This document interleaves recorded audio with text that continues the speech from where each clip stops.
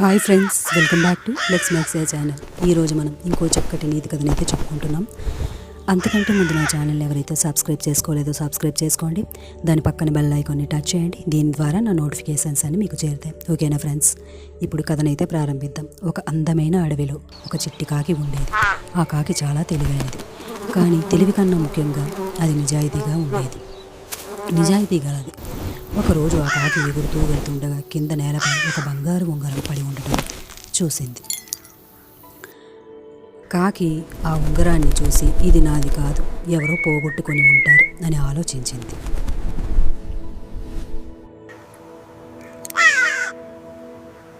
ఆలోచించి ఆ కాకి ఉంగరాన్ని తీసుకుని గ్రామానికి వెళ్ళింది. అక్కడ రాజుగారి సైనికులు కనిపించారు. కాకి వారి దగ్గరకు వెళ్ళి ఉంగరాన్ని వారి ముందు ఉంచింది. సైనికులు ఆశ్చర్యపోయారు. ఈ విషయం రాజుకి తెలిసింది. రాజు కాకిని పిలిపించి దాని నిజాయితీని మెచ్చుకున్నారు. మంచి పనికి గుర్తింపు లభిస్తుందని ఇది చెబుతుంది. రాజు కాకికి బహుమతి ఇచ్చాడు.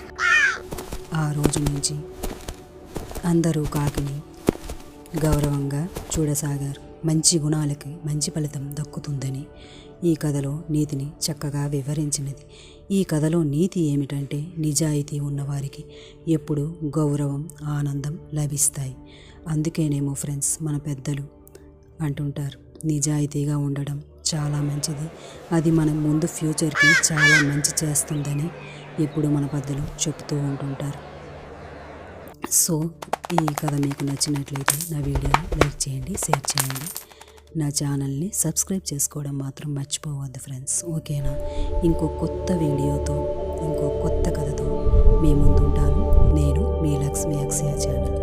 Thanks for watching. ఉంటాను. Bye friends.